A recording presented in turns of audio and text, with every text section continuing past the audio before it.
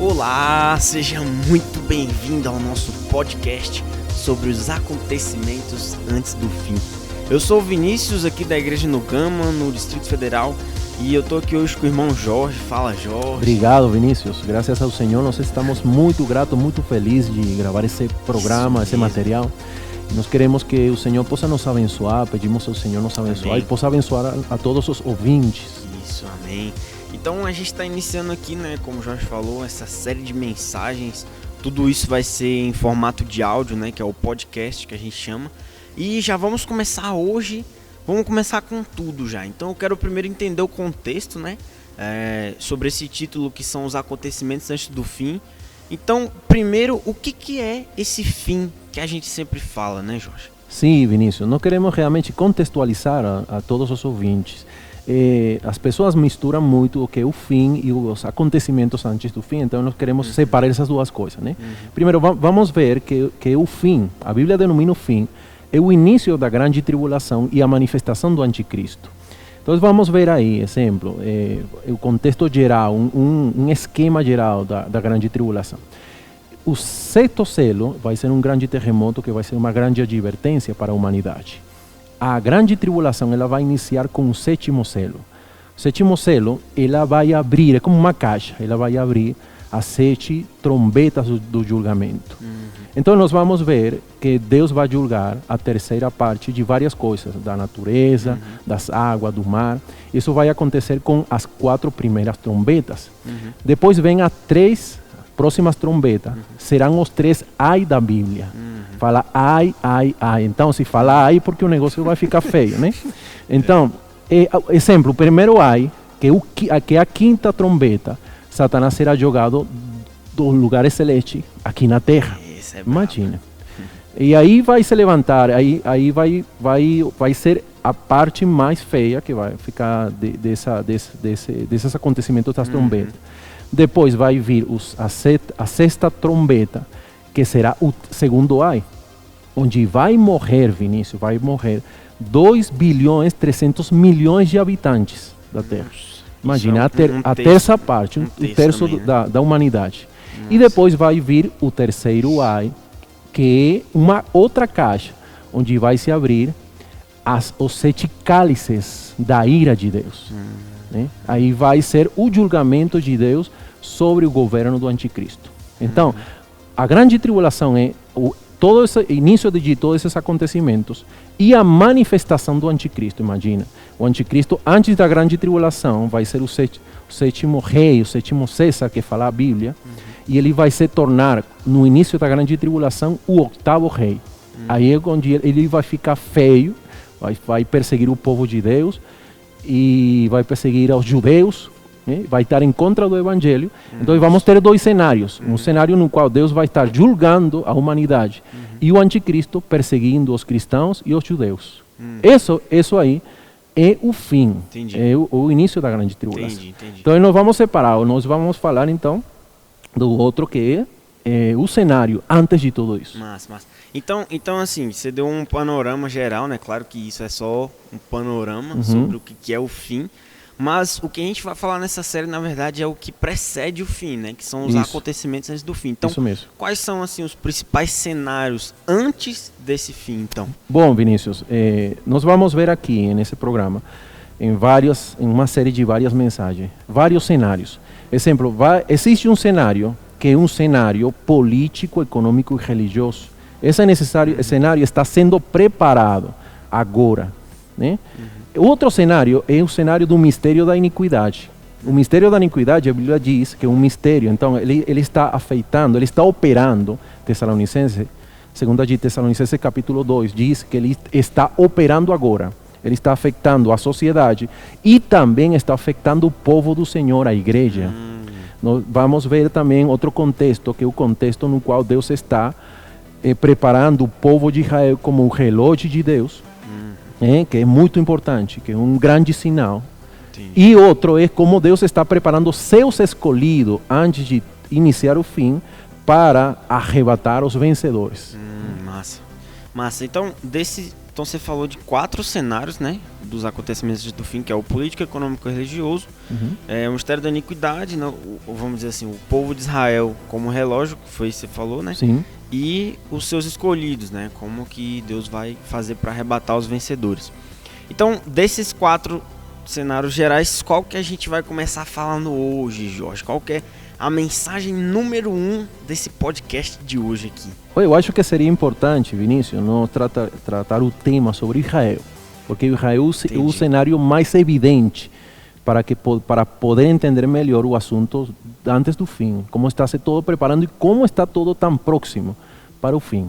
Tá, então mensagem de hoje, mensagem número 1, enfim, vamos apresentar ela depois desse contexto, que é a nação de Israel, o relógio de Deus, como o Jorge bem falou. Então, já para começar, que eu preciso entender esse título, né? Por que então por que eu desse título, né? Por que a nação de Israel é o relógio de Deus?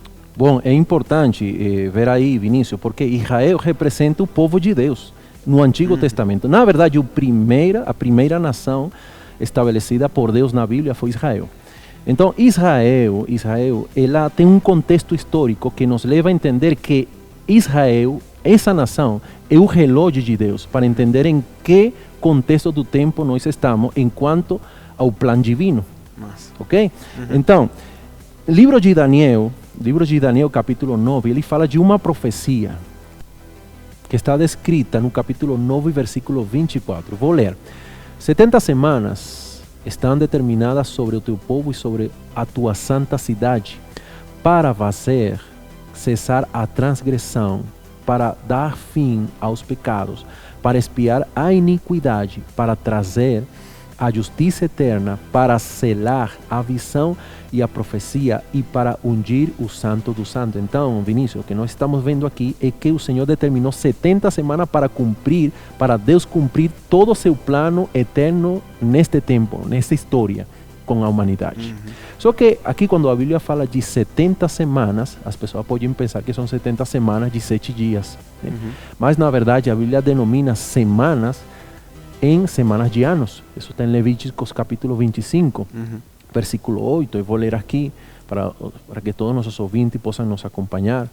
Levíticos capítulo 25, versículo 8 diz: contarás 7 semanas de anos, viu? 7 vezes 7 anos, de maneira que os dias das 7 semanas de anos te serão 49 anos. Deu para entender, né? Então, quando o Senhor está falando aqui de 70 semanas, então Ele está falando, na verdade, de 490 anos para Deus cumprir nesta era, neste tempo, aqui com a humanidade, seu plano eterno. Ok? Que é 70 vezes 7, né? Isso mesmo. Então, depois o Senhor, aqui, vou prosseguir aqui no versículo 25 de Daniel 9. Sabe e entende, desde a saída da ordem para restaurar e edificar Jerusalém até ao ungido, ao príncipe, 7 semanas e 72 semanas. Então o Senhor está dividindo 2 períodos aqui. Uma 7 é semanas 7 semanas e 62 semanas. E, então, o que aconteceu na primeira 7 semanas? Que são 49 anos. Aconteceu a saída do povo de Israel do cativeiro da Babilônia. Eles voltaram para Jerusalém, porque Jerusalém tinha ficado devastada por causa da invasão de Nabucodonosor, rei da Babilônia. Quando eles voltaram, eles tiveram que reedificar Jerusalém, a cidade, os muros e o templo. Então, isso aconteceu, essa história está no livro de Esdras e Neemias. Então, a segunda parte são as 62 semanas. Então, essas 62 semanas foi desde que eles terminaram de edificar a cidade, os muros e o templo, até a primeira vinda do Messias, do nosso Senhor Jesus Cristo. Entendeu? Então, Entendi. podemos dizer então que já se cumpriram as primeiras 7 semanas, já se cumpriram a segunda, que foram as 62 semanas, que são 434 anos, desde que eles terminaram de edificar Jerusalém e o templo, até a primeira vinda do Senhor, que foi a morte. Então eu vou ler aqui. Sabe e entende, desde a saída da ordem para restaurar e edificar Jerusalém até ao ungido, ao príncipe, 7 semanas e 62 semanas. As praças e as circunvalações se reedificarão, mas em tempos angustiosos. Isso então aí, essas foram as 7 semanas, que foram 49 anos. E depois, vamos ver aqui no versículo 26, depois das 62 semanas, será morto o ungido e já não estará. Então, deu para entender? Então, desde que eles terminaram de edificar até a primeira vinda do Senhor, até a morte do Senhor, transcorreram as outras 62 semanas, que foram 434 anos. Então, Vinícius, tira uma conta aí. Já se cumpriram essas duas. 62 mais 7. Quanto dá? 69. Aí. E quantas semanas são? São 70. Ah. Então falta uma semana. Está faltando uma, né? Faltando uma então, semana. há algo que aconteceu que parou o relógio. Como que o relógio ficou em pausa? Ficou em pausa. Entendi. Aí onde que aconteceu na verdade? Aí aconteceu uma profecia que se começou a cumprir quando, na primeira vinda do Senhor, no cumprimento do seu ministério. O que aconteceu quando o Senhor estava aqui na terra? Ele, em Mateus capítulo 24, versículo 32, temos a parábola da figueira. Muito bom. Então, agora a gente vai entrar nessa questão da figueira, né? E eu já ouvi você falar sobre isso. O que essa figueira, que você vai iniciar agora em Mateus 24, o que essa figueira tem a ver com Israel, né? O que essa parábola que a gente vai ler agora tem a ver com toda essa história que a gente contou sobre o povo de Israel? Sim, na Bíblia, Vinícius, o Senhor compara o povo de Israel com uma figueira. Ele, na verdade, ele compara as nações com árvores. Tem várias passagens na Bíblia. Massa. E especificamente o povo de Israel, ele é comparado com uma figueira. Então eu vou ler aqui no capítulo 24 de Mateus, versículo 32. Aprendei, pois, a parábola da figueira. Então o Senhor está nos falando uma coisa que temos que aprender. Porque a figueira é um sinal muito importante para entender o assunto dos tempos. Ok? Então, esse versículo aqui, a figueira, nós vamos ver que algo aconteceu. Quando o Senhor está falando dessa figueira aqui, é o povo de Israel. Em Lucas capítulo 13, eu vou ler aqui Lucas capítulo 13, versículo 6, nós vamos ver algo que aconteceu. Lucas 13, versículo 6 diz: Então Jesus proferiu a seguinte parábola. Certo homem tinha uma figueira. Então, que é a figueira? Que é a figueira na Bíblia, como já explicamos, Vinícius. É o povo de Israel. O povo de Israel. Então, Senhor, aqui, certo homem tinha uma figueira. Esse homem aqui é Deus, é o Senhor Jesus. Ele tinha uma figueira plantada na sua vinha. Na vinha, vamos ver mais na frente, que representa o reino de Deus.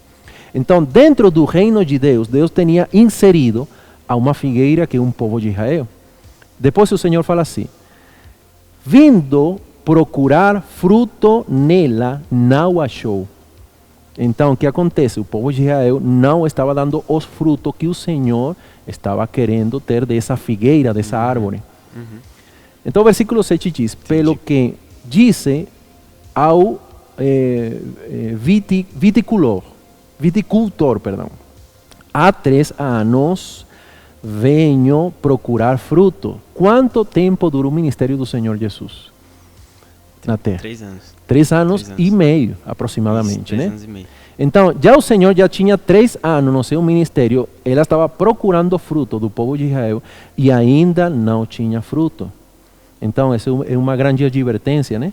Para todos nós, como cristãos, que o Senhor precisa que nós demos fruto. E os frutos é o resultado de ter uma vida espiritual normal com Deus. Uma vida de comunhão, uma vida no qual a seiva da vida divina está correndo em nós, não? Está fluindo em nós e nós estamos dando os frutos que o Senhor está desejando. Então o Senhor procurou 3 anos fruto dessa figueira e não achou. Então depois o Senhor fala: podes cortá-la, para que está ela ainda ocupando inutilmente a terra? Então, o Senhor estava falando aqui uma profecia que se ela não dava os frutos, ela ia ser tirada. Né? Entendi. Então, depois o Senhor fala aqui, ele, porém, respondeu, Senhor, deixa ainda este ano, que ainda estava faltando meio ano para terminar o ministério do Senhor. Entendi. Até que eu escave ao redor dela e lhe ponha estrume. Então o Senhor estava falando assim, não, eu vou terminar o meu ministério, eu vou ficar ainda este ano cavando, né, colocando estrume, não, para ver se ela fica fertilizada, a ver se ela dá os frutos. Então o Senhor fala depois no versículo 9, se vier a dar fruto, bem está, se não, mandarás cortá-la. Então, o que vemos aí, Vinícius? Nós estamos vendo aí que o Senhor foi procurar fruto e ela não achou fruto. Então, vimos agora aí o assunto da vinha. O que representa a vinha que falamos? Representa o reino de Deus. Então, tem outra parábola que está em Mateus capítulo 21, versículo 32. Mateus capítulo 21, eu vou ler aqui rapidinho, versículo 32, diz: atentai noutra parábola. Havia um homem, dono de casa, que plantou uma vinha. Já falamos então que a vinha representa o reino de Deus, o povo de Deus. E dentro dessa vinha estava a figueira a vinha representa o reino de Deus, e dentro desse reino de Deus estava o povo de Israel inserido. Cercou-a de uma sebe, construiu nela um lagar, edificou-lhe uma torre e arrendou-a a uns lavradores. Depois se ausentou do país. Versículo 34 diz: ao tempo da colheita, então aqui o Senhor está falando de novo do povo de Israel, ele foi aos líderes do povo de Israel, que eram os lavradores, para procurar seus frutos, o tempo da colheita. Então, ao tempo da colheita, enviou os seus servos aos lavradores, que os servos eram os profetas que Deus tinha enviado antes da primeira vinda do Senhor, para receber os frutos que lhe tocavam. E os lavradores, agarrando os servos, espancaram a um, mataram a outro e a outros apedrejaram. Enviou ainda outros servos em maior número e trataram-no da mesma sorte. E por último, enviou-lhe o seu filho. Então aqui estamos vendo então a primeira vinda do próprio Senhor, dizendo: a meu filho respeitarão. Mas os lavradores, vendo o filho, disseram entre si: este é o herdeiro. Ora, vamos, matemo-lo e apoderemo-nos da sua herança. Então o que aconteceu aqui é que os líderes de Israel, eles não aceitaram, não receberam os profetas do Senhor e tampouco aceitaram o próprio Senhor. O próprio filho, né? Então o Senhor depois fala no versículo 39, e agarrando-o, lançaram-no fora da vinha e o mataram. Então isso pode nos levar a refletir como nós estamos recebendo a palavra do Senhor e como nós estamos recebendo seus servos. Versículo 40 diz: quando pois vier o Senhor da vinha, que fará aqueles lavradores? Responderam-lhe: fará perecer horrivelmente a estes malvados. Responderam, imagina, foi a resposta da própria liderança do povo de Israel, a liderança religiosa. E arrendará a vinha, que é o reino de Deus, a outros lavradores que lhe remetam os frutos nos seus devidos tempos. Então, amados, isto é uma grande advertência para nós dar frutos ao Senhor no tempo no qual Ele nos tem agora, nesta era. Então, no versículo 43 diz: portanto, vos digo que o reino de Deus vos será tirado e será entregue a um povo que lhe produza os respectivos frutos. Então, o reino aqui foi tirado do povo de Israel. Ele foi tirado esse privilégio de representar o reino de Deus, e essa porção do reino foi dada aos gentios, à igreja. que somos nós hoje. Então, nós, é a nossa vez, temos essa oportunidade. E agora nós devemos dar os frutos que o Senhor está esperando. Então, que mais vemos aqui então? Vamos ver exemplo em Mateus capítulo 21. Mateus capítulo 21, versículo 18. Vamos ver algo que aconteceu com a figueira.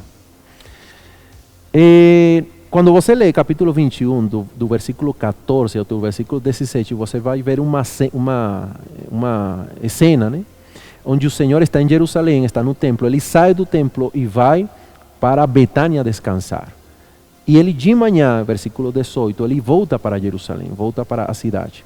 Cedo de manhã, ao voltar para a cidade, teve fome. E vendo uma figueira, que representa quem, Vinícius? A figueira representa o povo de Israel. Isso mesmo, vendo uma figueira, que é o povo de Israel, representa o povo de Israel aqui, à beira do caminho, aproximou-se dela, e não tendo achado senão folhas, disse-lhes: nunca mais nasça fruto de ti. E a figueira secou imediatamente. Ou seja, aí se cumpriu o que o Senhor falou em Lucas. Que o Senhor não deixa um ano mais, passou um ano, e aqui não deu fruto. E aí ele amaldiçoou a figueira e secou. Entendeu? Agora, Mateus capítulo 24, ele fala dessa figueira. Aprendei, pois, a parábola da figueira, quando já os seus ramos se renovam. Entendeu? Entendi. Então, o que aconteceu também? O que aconteceu com o povo de Israel?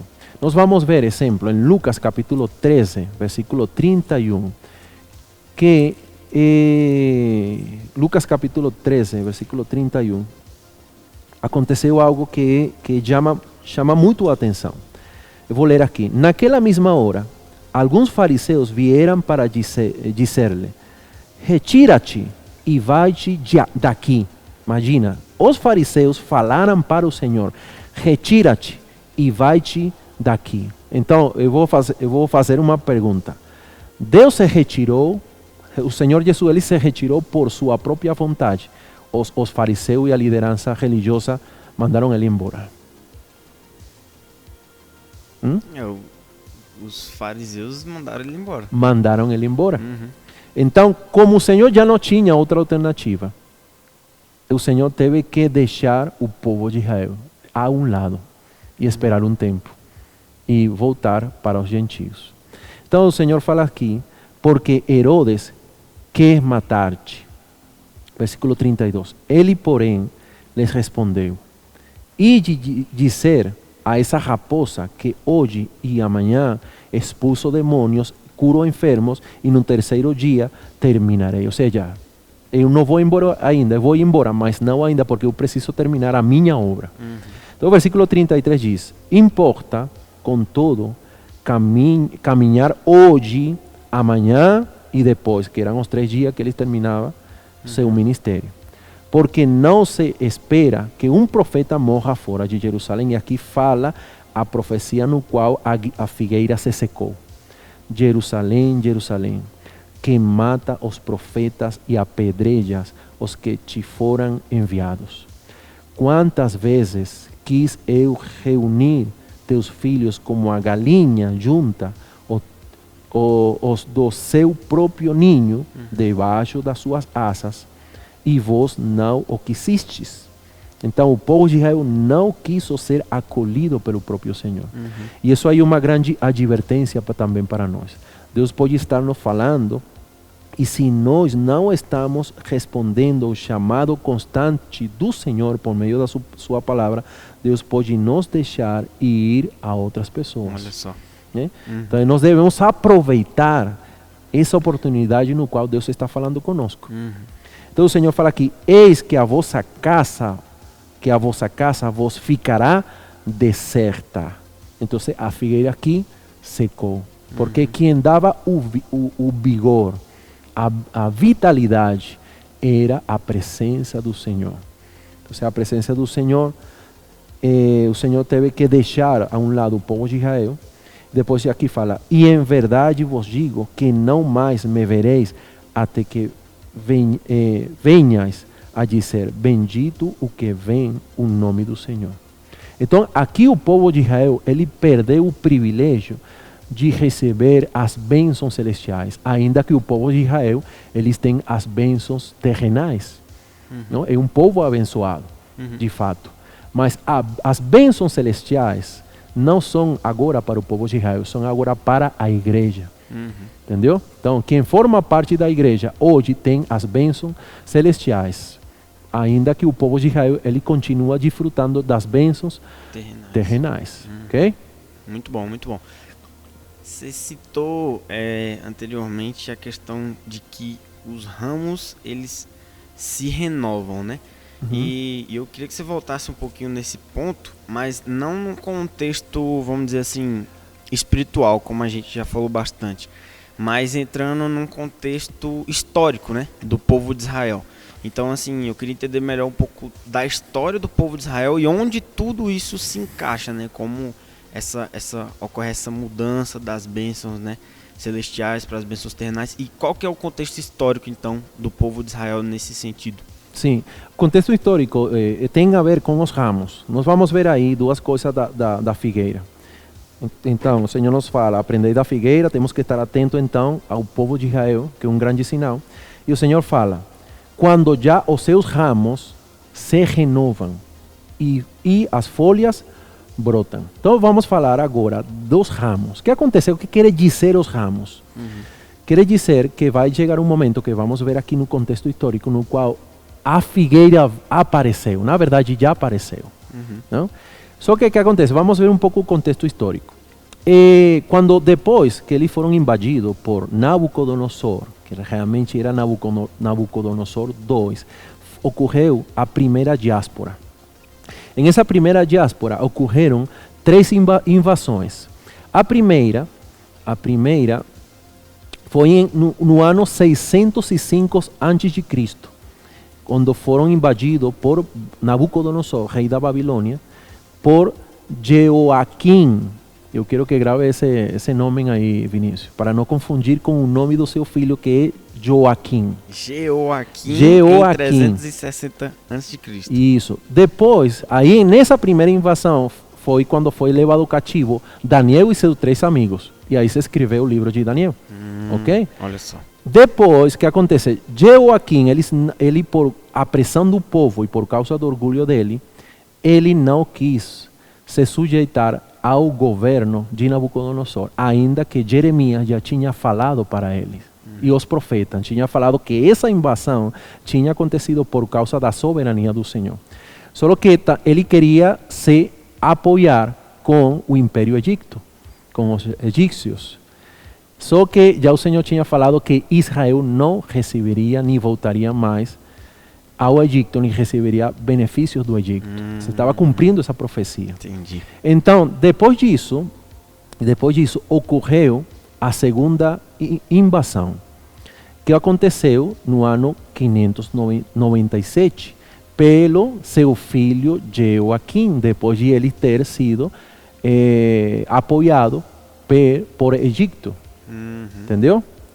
Então, aí, em esse acontecimento, já apenas com 3 meses, Jeoaquim estando como rei de Jerusalém, Nabucodonosor invade Jerusalém e é deportado Jeoaquim a Babilônia. Então, depois disso aí, a terceira invasão ocorreu no tempo de Sedequias, ok? No tempo de Sedequias. Então, Jeremias... Terceira invasão, né? Foi a terceira. Então, Jeremias já tinha profetizado que Israel ficaria 70 anos cativos na Babilônia. Então, imagina, tinha vários falsos profetas profetizando depois deles ficar cativos na Babilônia, que eles sairiam logo desse cativeiro. Imagina, tinha um profeta chamado Ananias, que ele falaria que em 2 anos, Jerusalém de novo voltaria, né? O povo de Israel sairia do cativeiro da Babilônia e voltaria de novo para Jerusalém. Essa era a boa notícia. Então, se você está ouvindo, imagina, você está cativo na Babilônia e chega um profeta falando, não, daqui a pouco nós vamos voltar para Jerusalém. Aí como você fica? Você fica mais esperançado. Só que aí depois veio Jeremias falando, não, o cativeiro não vai durar 2 anos, vai durar 70 anos. Aí a quem você vai crer? As boas notícias ou as notícias ruins? Então, mas na verdade, isso é uma lição que nós precisamos aprender, que ainda que as notícias não sejam boas, nós precisamos crer na profecia do Senhor, na palavra do Senhor. Sim. Entendeu? Ok, o que aconteceu? A partir de aí, desse acontecimento, de todo esse contexto da invasão de Nabucodonosor e o Império Babilônico, a partir de aí, Israel perdeu seu reinado. Já não foi mais, em toda a história, até 1948, que é onde vamos chegar, não foi mais um reinado. Foi agora uma nação debaixo de outros impérios subjugados. A partir da terceira invasão. Né? Sim, isso mesmo. Por quê? Porque eles perderam um reinado, eles ficaram depois dominados por Babilônia. Depois do Império Babilônico, eles ficaram dominados pelo Império Medo-Persa. Depois eles ficaram dominados pelo Império Grego e depois pelo Império Romano. Em esse contexto do Império Romano é que aparece ou é encarnado nosso Senhor Jesus Cristo. Lembra aí que em esse tempo, Judeia era uma região governada por Herodes. Herodes, ele dominou do ano 37 a.C., e ele morreu no primeiro ano por causa de ele ter matado aquele assassinato que ele fez das crianças, quando se enterou por causa daqueles magos que irá nascer o rei dos judeus, lembra? Que irá nascer. Inclusive, eu gostaria de ler esse versículo que está em Mateus capítulo 2, porque é interessante ler. Mateus capítulo 2, versículo 1 diz: Tendo Jesus nascido em Belém da Judeia, em dias do rei Herodes, eis que vieram uns magos do Oriente a Jerusalém. Então, nesse contexto histórico, nasce nosso Senhor Jesus Cristo debaixo de um rei romano, que é Herodes, e esse Herodes, ele governou Judeia, Galileia, Samaria e do Meia, se mais não lembro, que é do Meia, que era uma cidade de Edom, que era o próprio Esaú, né? Era outro nome de Esaú. Edom, sim. Então, Judeia, o que aconteceu? Judeia, o Senhor Jesus ele veio debaixo desse contexto histórico, debaixo do governo romano, e quando o Senhor termina seu ministério, não?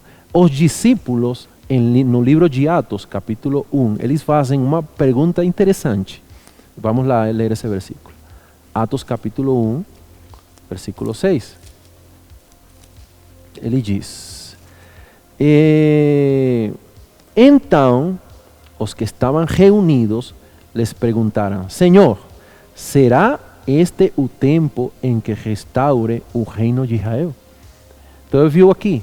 Por que essa pergunta é tão interessante? Primeiro, porque o Senhor, a única coisa que ele falava era do reino de Deus.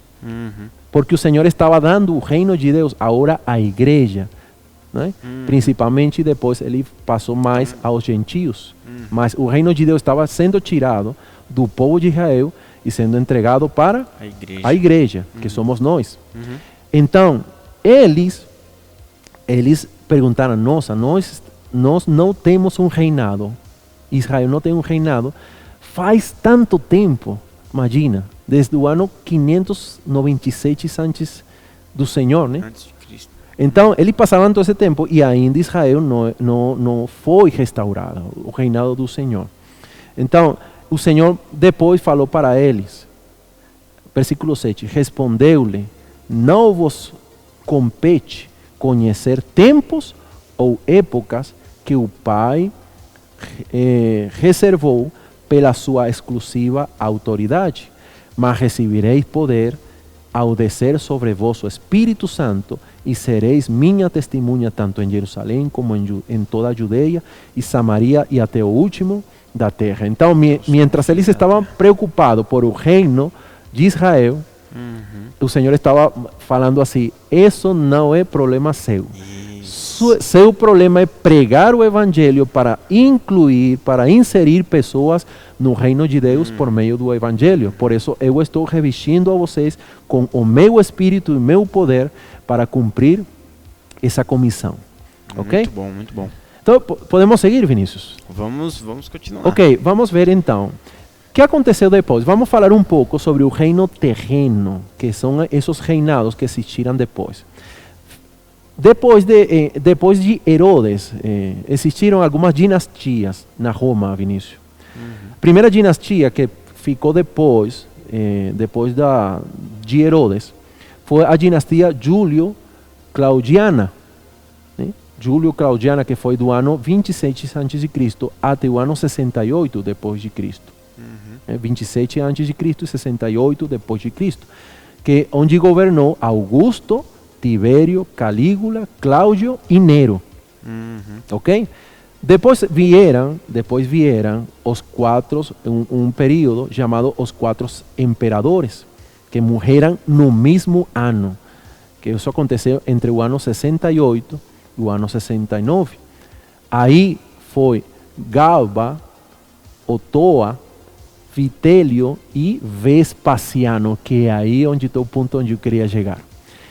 E nesse ano se cumpriu no governo de Vespasiano, na dinastia dele, se cumpriu uma profecia no qual o Senhor falou que não ficaria pedra sobre pedra em Jerusalém. Ele, o Senhor, profetizou a primeira guerra judeu-romana. Entendi. Então, em Vespasiano que ela vem. Em Vespasiano.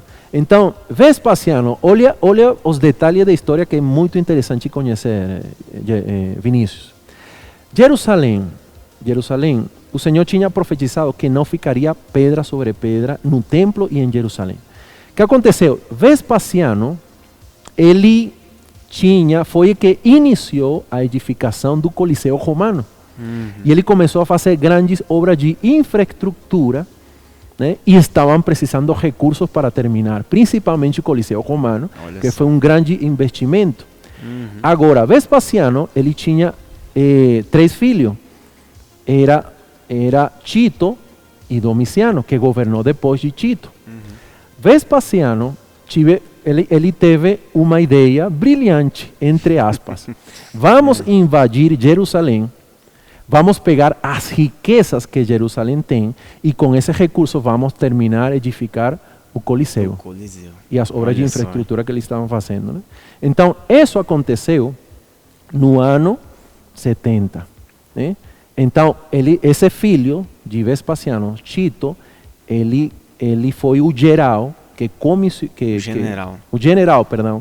ele entrou em Jerusalém. E a ideia era pegar as riquezas, mas olha o que aconteceu, para que se pudesse cumprir a profecia de que não ficaria pedra sobre pedra. Lucas capítulo 19, versículo 41, está o cumprimento dessa profecia. Vamos ler aqui. Lucas capítulo 19, okay? Versículo 41. Eu vou ler aqui. Quando ia chegando, estava chegando o Senhor, entrando a Jerusalém, vendo a cidade, chorou. Porque o Senhor estava chorando, porque o Senhor estava enxergando o que ia acontecer no futuro, no ano 70, com Jerusalém. E vamos ver os detalhes aqui. E dizia: se conheceras por ti mesma, ainda hoje, o que é devido à paz, mas isto está agora oculto aos teus olhos. Então imagina o Senhor entrando, vendo Jerusalém, ele já com os olhos de presciência, né, conhecendo o que ia acontecer nos tempos, todo como ia ficar Jerusalém, e os olhos do Senhor cheios de lágrimas, por causa do que ia acontecer com todos eles. Então no versículo 43 diz: pois sobre ti virão dias em que os teus inimigos, que é Roma, nesse caso, te cercarão de trincheiras e por todos os lados te apertarão o cerco e te arrasarão e os teus filhos dentro de ti. Imagina. não deixarão em ti pedra sobre pedra, porque não reconheceste a oportunidade da tua visitação. Então imagina o Senhor vendo Jerusalém, os olhos cheios de lágrimas, e ele falando essas palavras, né? Então eles rejeitaram o Senhor e por causa disso se cumpriu essa profecia. Só que vamos ver os detalhes históricos que é muito interessante. Jerusalém, ele foi invadido por Tito. Jerusalém, que foi na construção do Coliseu. E já eles estavam precisando os recursos e tudo isso. Vespasiano comissiona a seu filho Tito como general para invadir Jerusalém e poder pegar as riquezas para ter recursos. Essa era a estratégia. Só que Jerusalém, eles se resistiram, eles ficaram invadidos e atrincheirados. Ninguém podia sair nem entrar. Só que aí se levantou um grupo de rebeldes, né, em contra dessa invasão, e Jerusalém, Tito teve que entrar. Só que quando eles entraram, Jerusalém foi incendiada. Então, a riqueza, muitas coisas que eles queriam pegar ainda do templo, se queimaram. Então, o que tiveram que ficar? Tiveram que pegar o pouco que ficou e tiveram que pegar os judeus, a maioria deles, e vender como escravos. Venderam. Então, ocorreu essa diáspora. Eles foram vendidos a muitas nações como escravos. E esses recursos serviram para edificar o Coliseu Romano. Olha só. Não?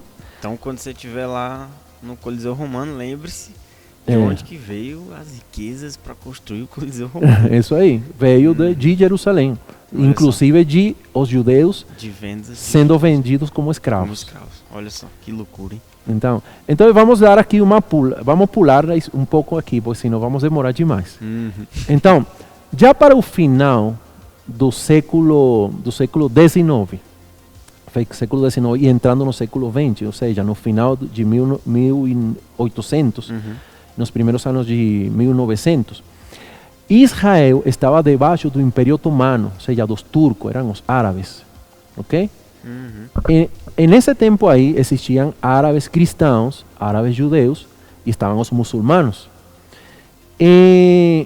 Ao final de 1800, os judeus, um grupo de judeus estavam voltando para Jerusalém para trabalhar a terra.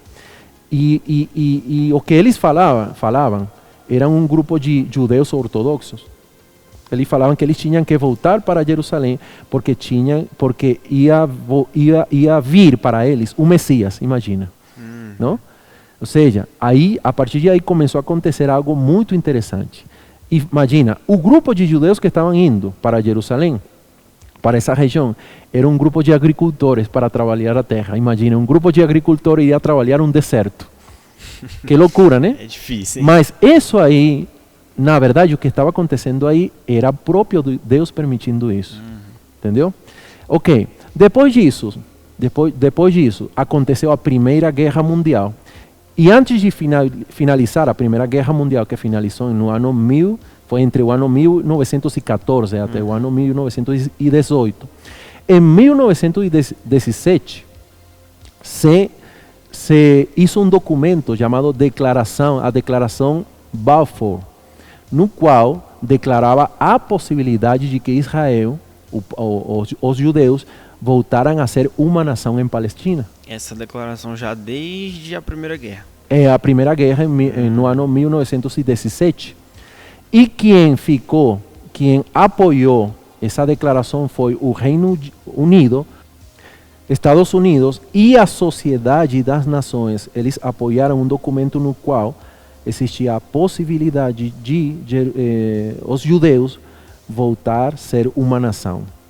Ok? Então, o Reino Unido, eles foram pela Sociedade das Nações, eles ficaram encarregados de Palestina, ok? De toda essa região de Palestina. O que aconteceu? Entre a década dos 20 e os 30, por soberania de Deus, vamos ver, Vinícius, detalhes da história nos mostram a mão de Deus preparando tudo. Olha só.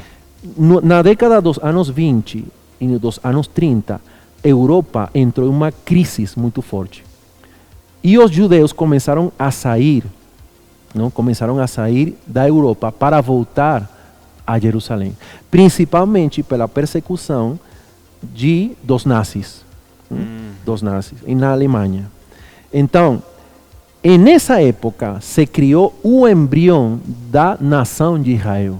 No ano 1922 se criou a Agência Nacional Judeia. Esse foi o embrião de que o povo de Israel voltara a ser uma nação.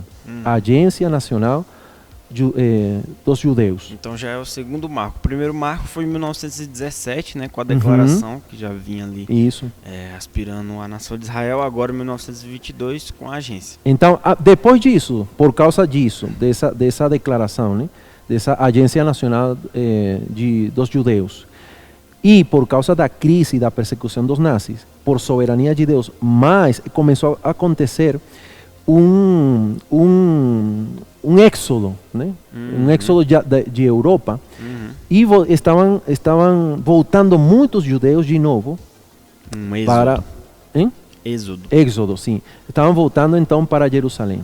Então, o Reino Unido, que estava encarregado de Palestina, eles começaram a ver que estavam chegando judeus demais. E eles restringiram a entrada dos judeus, e isso aconteceu no ano 1939. E olha os detalhes. O que aconteceu? Depois da Segunda Guerra Mundial, que a Segunda Guerra Mundial finalizou no ano 45, começou a existir um amparo completo para os judeus, para que se abriram de novo as portas e eles voltaram. Então começou a existir uma migração em massa organizada. Aproximadamente, Vinícius, 200.000 judeus nesse período voltaram para Jerusalém. Olha só. Então, no final da Segunda Guerra. Sim, no final da Segunda Guerra. O que mais aconteceu? Se levantaram grupos rebeldes, grupos armados em contra dos judeus. Então, o Reino Unido, que estava encarregado de Palestina, de administrar Palestina, porque ainda não era uma nação nem para os judeus, nem para os muçulmanos, né? Eles, vendo que estavam dentro de um grande conflito, eles pediram ajuda às Nações Unidas. As Nações Unidas, eles dividiram Palestina pela metade, né? Então, isso aconteceu no ano 1947, somente ficando Jerusalém debaixo da administração do Reino Unido. Então, os judeus, eles concordaram que sim, não, que poderia ficar assim, né? Só que os árabes não. E aí começou a ter a Primeira Guerra Civil. Então, o Reino Unido, ele não conseguiu administrar mais essa situação e eles foram embora. Então, o último soldado que saiu foi o último soldado do Reino Unido. Saiu no ano 1948. O Reino Unido foi embora. E nesse ano, Israel se declarou um Estado independente e eles declararam Tel Aviv, a capital de Israel. Né? Então, começou nesse ano, 1948, aconteceu a Guerra de Independência. Não foi iniciada essa guerra por eles, mas foi iniciada por os países árabes e Egito, que estavam apoiando os muçulmanos, né? Graças a essa guerra, eles conseguiram aumentar o território a um 50%. Né? Imagina, 50% a mais daquilo que já tinha sido dada pelas Nações Unidas. Eles ganharam essa guerra. Olha só. Eles ganharam essa guerra. E nesse ano, as Nações Unidas declararam Israel um Estado. Aí, eles estabeleceram uma capital e estabeleceram seu primeiro-ministro, não? E conseguiram restaurar seu reinado, por dizer assim. Enfim, né? Aí, nesse momento, se cumpriu a primeira parte da profecia da figueira. Saíram os ramos. Ah, rapaz, aí que entra a questão dos ramos. Saíram os ramos. Então, essa data aí, ano 1948, já o 14 de maio, deste mês estariam se cumprindo 72 anos no qual Israel voltou a ser uma nação, ou seja, no qual os ramos já saíram. Entendi. Uhum. Então, olha só como isso é grandioso, né? Então a gente veio de lá de 360 a.C., todas as diásporas que o povo de Israel passou, todo esse processo, tudo isso que aconteceu, para então chegar na restauração da nação de Israel, que é 1948, que é onde a gente está agora. Que eu sei, assim, depois do próximo grande evento histórico que vai acontecer, né? Com relação à nação de Israel, é a Guerra dos 6 Dias, em 1967, né, que é alguns anos depois. Essa Guerra dos 6 Dias, em 1967, ela tem algum contexto bíblico também que dá pra gente alinhar aqui? Tem sim, inclusive isso também está descrito na Bíblia. Exemplo, no ano 1967, o que aconteceu? Egito estava preparando uma invasão junto com a República dos Árabes Unidos. Era um conjunto de países árabes que estavam se unindo junto com o Egito para invadir Jerusalém. Só que Jerusalém, eles se prepararam e eles começaram a fazer frente a esse conflito que ia acontecer. E aconteceu a famosa Guerra dos 6 Dias, né, nos quais eles ganharam e conseguiram dominar, né, e obter domínio. Imagina, de Sinaí, que era onde estava o monte, ainda ele não estava na mão do povo de Israel, o famoso monte Sinaí e toda essa região. Sinaí, a franja de Gaza, Cisjordânia, Jerusalém del Este, que era uma cidade também favorita do rei Davi, e os altos do Golã. Então, aí essa profecia que aconteceu, nós vamos ver aí que a partir de 1967, toda a geopolítica do Meio Oriente e de outros países da Europa mudaram completamente. E isso está descrito em Lucas capítulo 21, versículo 29, que eu quero ler aqui.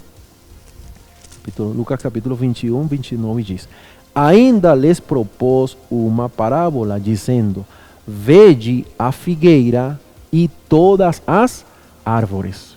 Então a figueira quem é? É o povo de Israel.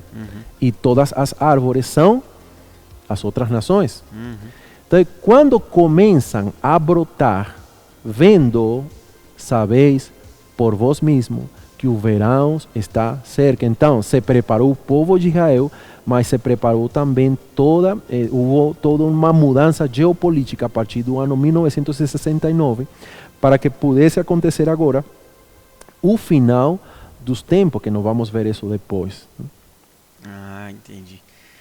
Caramba, meu Deus do céu, muita coisa, mas tem uma parte que ficou faltando, né? Não sei se quem tá ouvindo consegue lembrar direitinho, mas como eu tô apresentando esse podcast, eu tenho que saber.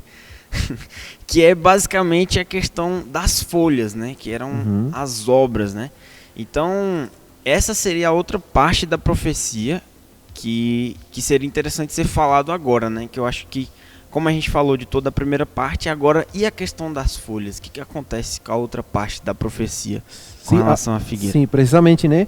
A parábola ela diz quando já os seus ramos, então os ramos já brotaram, né? Brotou os ramos da figueira e também das outras árvores, né? Que é a restauração da nação de Israel em 1948. Isso mesmo. Então, depois diz, e as folhas brotam. As folhas, Vinícius, na Bíblia, representa algo. As folhas, exemplo, quando Adão e Eva, eles caíram, eles se vestiram de folhas de figueira. Vê? As folhas da figueira, elas representam a justiça humana, a justiça do homem. Deus, nessa passagem aí de Gênesis, Deus teve que tirar essas folhas e colocar peles de um animal, nesse caso de um cordeiro, mostrando de que a redenção não ia venir, ou não ia vir, por a justiça humana, mas pela morte de um cordeiro, que foi a morte do nosso Senhor Jesus Cristo. Então, as folhas representam as atividades religiosas, as obras do homem, as obras religiosas, o homem tentando de se justificar para com Deus. Ou seja, podemos dizer aqui que as folhas representam as atividades religiosas do povo de Israel. Só que para que Jerusalém conseguisse voltar a ter as atividades religiosas, eles precisam do templo. O templo, até agora, ele não foi construído. Olha só. Eles já construíram Jerusalém, eles já construíram os muros, mas ainda não tem o templo. Porque o que está acontecendo? O Monte Moriá, que é onde agora nós também conhecemos na parte do ocidente desse monte, conhecemos aquele famoso muro ocidental, o Muro das Lamentações. E nesse monte foi onde foi construído o templo. Esse monte é um lugar especial, consagrado, né, estabelecido por Deus para eles edificar o templo. Okay? Imagina, esse lugar é tão especial que aí Abraão ofereceu como sacrifício a Isaac. Né?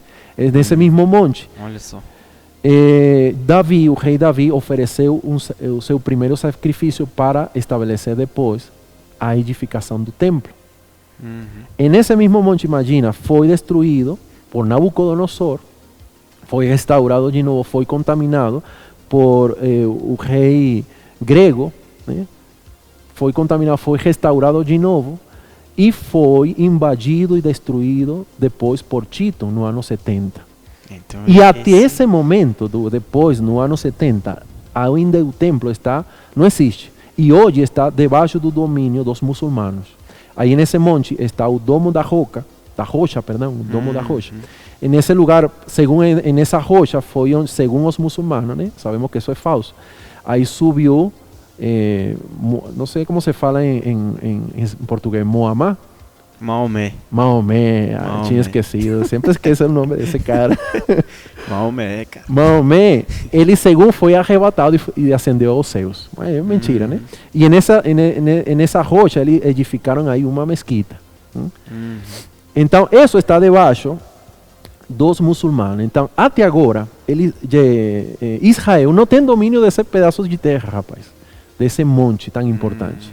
Mas é lá que tem que ser construído. Tem que ser construído. Quando esse templo seja construído, eles já têm todo preparado. Incluso eu quero convidar vocês a revisar uma página oficial dos assuntos religiosos de Jerusalém e de Israel, se chama Temple Institute, né? Institute, isso. Aí pode pronunciar em inglês, Vinícius, você que está melhor que eu. Não. Então, nesse lugar, nessa página, uma página oficial, inclusive, onde você pode, ou você não, as pessoas podem ofertar para a reconstrução do terceiro templo. Com certeza, os judeus não precisam de recursos, né? Mas eles já têm todo preparado, eles já têm os materiais, eles já praticam os rituais, eles já têm inclusive a vaca vermelha, uma vaca vermelha que não existia, eles voltaram a produzir essa vaca. Como assim? Uma vaca vermelha que era usada no Antigo Testamento para purificar o templo. As cinzas dessa vaca serviam para a purificação do templo quando o templo era contaminado e servia também para consagrar o templo. A vaca é vermelha? A vaca vermelha. Ela é vermelha? É vermelha mesmo. Essa vaca parou de existir. Que da hora. E graças a Israel ser um país que eles são avançados com a tecnologia genética, né? Eles conseguiram reproduzir de novo essa vaca. Mas na verdade foi soberania de Deus. Todo já está pronto. Eles somente estão precisando de esse espaço aí para reedificar. Só que quando esse templo seja reedificado, eles vão começar a ter os rituais que eles faziam, os sacrifícios e tudo isso. E nesse momento se cumpriria a segunda parte da parábola. Brotam as folhas. E aí eu quero continuar a leitura, Vinícius, em Mateus capítulo 24, versículo 32. 33, perdão. Assim também vós, quando virdes todas estas coisas, sabeis que está próximo às portas. Ou seja, a vinda do Senhor está próxima. Em verdade vos digo que não passará esta geração sem que tudo isto aconteça. Esse versículo é pouco compreendido. Por quê? Não passará esta geração. Essa geração. Essa geração que está falando aí é a geração da reconstrução ou a restauração do povo de Israel. Que aconteceu no ano 1948. Ou seja, a partir dessa geração de 1948, o Senhor está profetizando que vai se cumprir a profecia entre renovar-se os ramos, que foi quando Israel voltou a ser uma nação, até brotar as folhas, que é quando Jerusalém construa o terceiro templo. Ok? Quando Jerusalém construa o terceiro templo, começará a última semana de Daniel, que é aquela semana que ficou, lembra? Lembrei. Aí de novo volta o relógio a correr. Então aí nós estamos nessa pausa. Para que essa pausa acabe, tem que ter a reconstrução do templo. Então entre a semana 69 da profecia de Daniel e entre a semana 70 há um intervalo de tempo, uma pausa em que Deus parou o relógio da história do povo de Israel para inserir a igreja, para gerar a igreja, na verdade. Nos inserir a nós e nós ter hoje, nós estamos tendo uma história com o Senhor precisamente porque esse relógio com o povo de Israel parou e nós fomos inseridos na história com o Senhor, na era da graça, na era da igreja. Então, o povo de Israel, ele volta a edificar o templo, e entre esses dois acontecimentos, os ramos e as folhas, vai passar uma geração. E já até hoje, já passaram 72 anos que vai ser cumprido o 14 de maio deste mês. Entendeu? Ou seja, não vai passar esta geração, Vinícius. A vinda do Senhor vai acontecer em nossa geração. Em nossa geração. Pode ter certeza disso. Entendi. As contas fecham. Isso mesmo. Então, para culminar, nós vamos ver aqui um versículo que está em Mateus capítulo 24, já limos o versículo 34, né? Em verdade vos digo que não passará esta geração sem que tudo isto aconteça. Ok? Vamos terminar lendo um versículo que está em Lucas capítulo 21, versículo 29. Lucas capítulo 21, versículo 29. Diz: Senhor Jesus, vede a figueira e todas as árvores, quando começam a brotar, vendo, sabeis por vós mesmo que o verão está próximo. Assim também, quando virdes acontecer estas coisas, sabeis que está próximo o reino de Deus. Eu vou te perguntar uma coisa. Essas coisas já estão acontecendo, Vinícius? Sim. Então, está próximo o reino de Deus.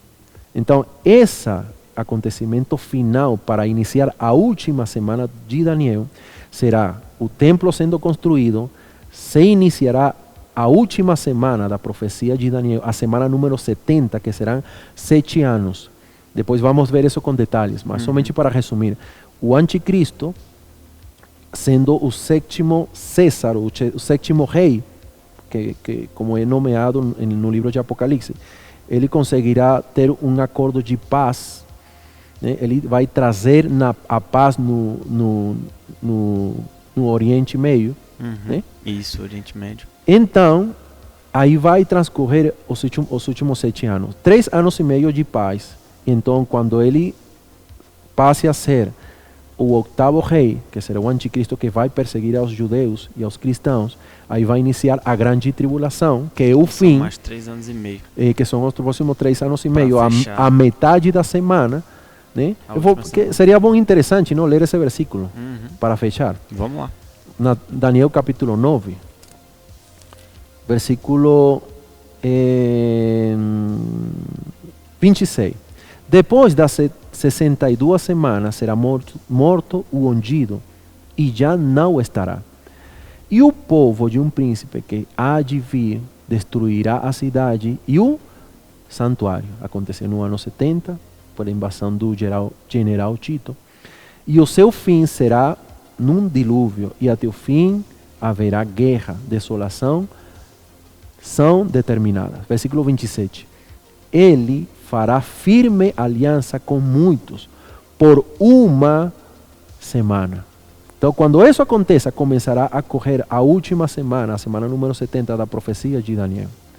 Na metade da semana, fará cessar o sacrifício e a oferta de manjares. Aí ele vai mudar, vai se convertir o oitavo rei, e ele vai se tornar o anticristo manifestado, o homem da iniquidade manifestado.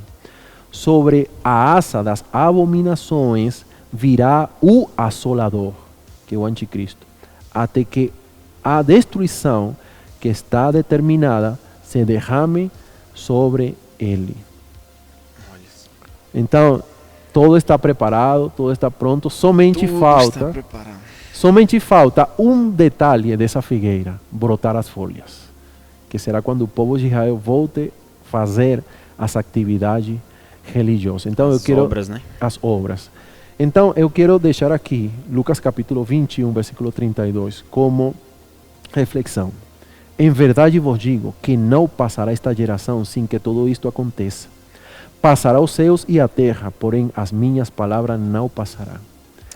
Acautelai-vos por vós mesmos, ou seja, cuidemos da nossa vida espiritual e do nosso crescimento, para que nunca vos suceda que o vosso coração fique sobrecarregado com as consequências da orgia, da embriaguez e das preocupações deste mundo, e para que aquele dia não venha sobre vós repentinamente como um laço.